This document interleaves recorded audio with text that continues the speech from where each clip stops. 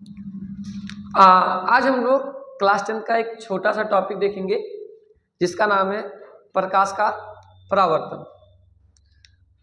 जैसे कि आप व्हाइट बोर्ड पे देख ही रहे हो, जो मैंने बताया वो लिखा हुआ है, लेकिन इसको जानने से पहले हम लोग इसमें पहले वर्ड जिसका नाम है प्रकाश, ये क्या है।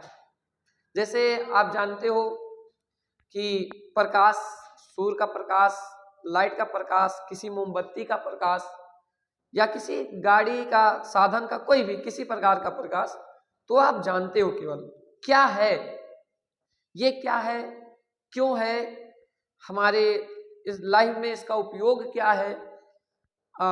कुछ लोग जानते भी होंगे, लेकिन आज हम जानेंगे इसका उपयोग क्या कर सकता है, क्या नहीं कर सकता है। चलो जानते हैं इस प्रकाश के बारे में। चलो मैं आपको दो छोटे से एग्जाम्पल देता हूं।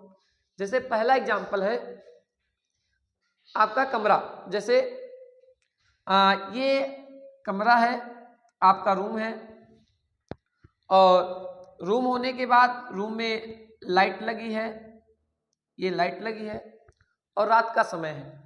समय कैसा है? रात है। अब इसमें होगा क्या, जब आप इस कमरे में रहोगे, लाइट मतलब ये जो लाइट लगी है ये जल रही है, मतलब ऑन किया गया है, तो कमरे में जो भी वस्तुएं रखी होंगी उन्हें आप आसानी से देख सकते हो, कोई दिक्कत नहीं होगी देखने में। लेकिन यदि अचानक लाइट चली जाए तो आप इस वस्तु को, कमरे में जो भी वस्तुएं रखी होंगी वो आप नहीं देख पाओगे। ऐसा क्यों? मतलब क्या हुआ जो वस्तुओं को हम नहीं देख पा रहे हैं? क्यों? हमारा क्वेश्चन मार्क लगा क्यों। कुछ समय पहले वस्तुएं हमको दिखाई पड़ रही थी, लेकिन कुछ समय बाद वस्तुएं नहीं दिखाई पड़ रही। ये एक पहला एग्जाम्पल। और एक दूसरा एग्जाम्पल देखते हैं। जैसे कि दिन के समय, आपको सबको पता है दिन के समय हमारा एक सन है जो निकलता है सुबह सुबह। या दिन के समय आप किसी भी वस्तुओं को देखते हो तो वस्तुएं आपको दिखाई पड़ती हैं, लेकिन यदि रात हो जाए तो वस्तुएं दिखाई नहीं पड़ती हैं। क्यों? यहां भी क्वेश्चन लगा क्यों। क्यों? अब आप देख रहे हो यहां भी क्वेश्चन लगा क्यों, और यहां भी लगा क्वेश्चन क्यों। ये क्यों हो रहा है? तो आपको थोड़ा सोचने पे करना चाहिए, सोचना चाहिए ऐसा क्यों हो रहा है।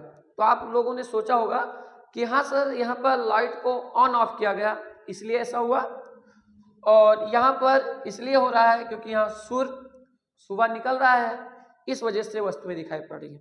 लेकिन नहीं, ऐसा नहीं है, क्योंकि यहाँ सूर्य भी है, लाइट भी है, ये सही बात है। लेकिन इन दोनों के कारण हमारी एक तीसरी चीज भी है, उसका नाम है प्रकाश। ये देखो प्रकाश लिखा हुआ है बड़े बड़े अक्षरों में। मतलब ये प्रकाश होने के कारण, चाहे वो किसी कमरे में हो, चाहे किसी दिन या रात की बात हो, प्रकाश आता है तो जो सामने वस्तुएं रखी हुई हैं या दूर वस्तुएं रखी हुई हैं वो हम देख पाते हैं। इसका मतलब प्रकाश क्या है, आप एक छोटी सी प्यारी सी डिफिनेशन दे सकते हो, प्रकाश से वस्तुएं हमको दिखाई देती हैं। हाँ, ये बात सही है। अब समझ में आया कि प्रकाश के कारण ही वस्तुएं हम देख पाते हैं। तो इसी आधार पे मैं इसकी एक छोटी सी प्यारी सी डिफिनेशन दूंगा। क्या है ये प्रकाश? तो प्रकाश एक प्रकार की ऊर्जा होती है, एनर्जी है। जैसे कि कार भी एक एनर्जी है, और उसके बाद ध्वनि भी एक एनर्जी है। इसी प्रकार प्रकाश भी एक एनर्जी है, जो जिसकी सहायता से क्या होता है, हम वस्तुओं को देख पाते हैं। इसी को क्या कहा जाता है? प्रकाश कहा जाता है। हम लोग प्रकाश के बाद, प्रकाश क्या है अभी आपने पढ़ा, अब हम अगला टॉपिक देखेंगे प्रकाश का गुणधर्म, मतलब इसकी प्रॉपर्टी क्या होती है। तो आप देखोगे क्या है इसके गुणधर्म। जैसे आप देखो यहां पर पहला पॉइंट लिखा गया है, प्रकाश एक विद्युत चुंबकीय तरंग है। हाँ ठीक है, प्रकाश एक विद्युत चुंबकीय तरंग है। तो आप लोग कहोगे सर विद्युत चुंबकीय तरंग क्या है? हाँ, क्योंकि अभी आपको पता नहीं होगा कि ये विद्युत चुंबकीय तरंग क्या है, जिसे इलेक्ट्रोमैग्नेटिक वेव्स कहा जाता है। चलो मैं कुछ एग्जांपल दे देता हूँ जिससे आप समझ जाओगे कि वो क्या है। जैसे आपके हाथ में प्लास्टर बनता है या आपके शरीर में कोई भाग टूट जाता है, तो आप क्या कराने जाते हो डॉक्टर के पास? एक्सरे। इसका नाम तो सुना ही होगा। एक्सरे क्या है? ये भी एक विद्युत चुंबकीय तरंग है। इसी प्रकार आपने सुना होगा पराबैंगनी किरणें। पराबैंगनी किरणें वो भी क्या है? वो भी विद्युत चुंबकीय तरंग है। सेम उसी प्रकार हमारा प्रकाश भी एक विद्युत चुंबकीय तरंग होता है। जो इसके बारे में और ज़्यादा जानना है तो आपको क्लास 12 में ये बातें बताई जाती हैं, लेकिन मैंने आपको यही बता दिया कि प्रकाश एक विद्युत चुंबकीय तरंग है। जिस प्रकार एक्सरे या पराबैंगनी किरणें, अल्ट्रावायलेट किरणें, उसी प्रकार ये सारे एग्जाम्पल हैं। और दूसरा गुणधर्म देखो, प्रकाश एक सीधी रेखा में गमन करता है, यानी प्रकाश एक सरल रेखा में चलता है। अब सरल रेखा का मतलब क्या होगा?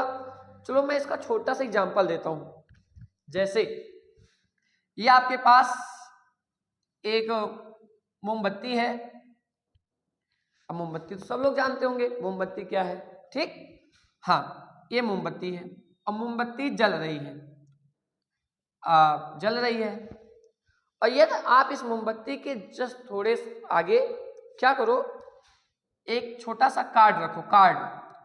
कार्ड कोई भी हो सकता है, कागज के माध्यम से भी कार्ड बना सकते हो, या ताश का पत्ता भी एक कार्ड हो सकता है।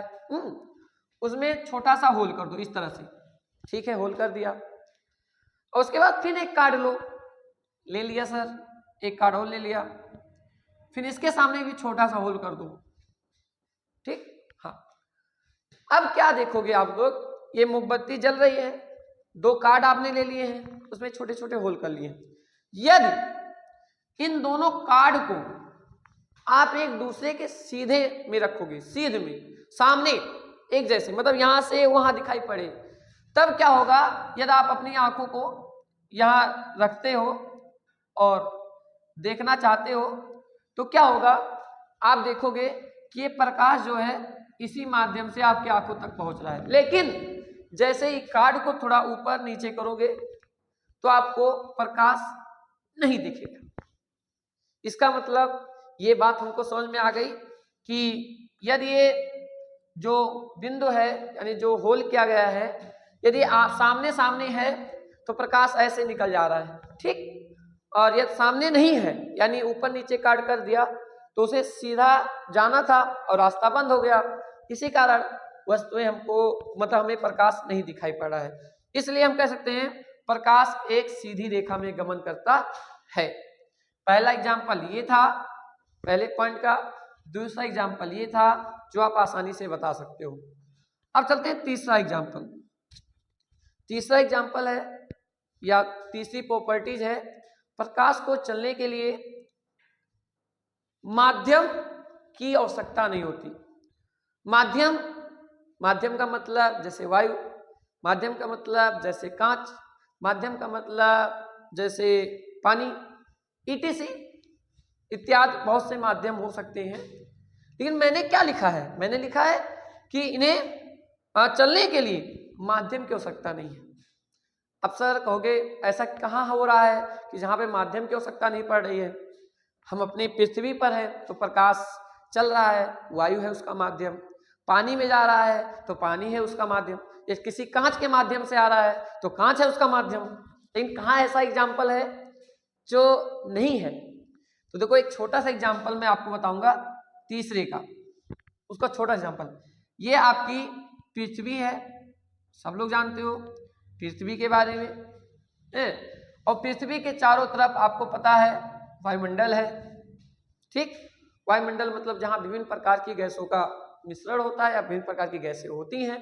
वह उसके बाद जब आप लोग जाओगे तो आपको अंतरिक्ष मिलता है।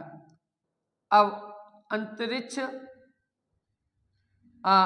आपको मिलता है। अंतरिक्ष मतलब जैसे पृथ्वी के ऊपर आप निकलोगे तो वहां पर कोई गैसों का कोई मिश्रण नहीं होने वाला है। और उसके बाद आपको सूर्य मिलेगा, ई सूर्य। सूर्य तो सब लोग जानते हो, सूरज। अब क्या होगा, अब देखो यहां से यहां तक सूर्य के प्रकाश को पहुंचने के लिए लगभग कितना मिनट लगता है? लगभग आप लोग जानते हो लगभग 8 मिनट 20 सेकंड, इतना लगभग लग जाते हैं यहां से यहां तक पहुंचने के लिए। लेकिन यहां से लेकर यहां तक के बीच, मतलब अंतरिक्ष जहां है और सूर्य जहां है, वहां से लेकर वहां तक के बीच कोई माध्यम नहीं है। लेकिन तभी भी हमारा प्रकाश यहां से यहां तक चल सकता है, ट्रेवल कर सकता है। उसके बाद जब हमारा वायुमंडल में पहुंचता है तब माध्यम स्टार्ट होते हैं। इसका मतलब यहां से यहां आया, इसका मतलब माध्यम नहीं है।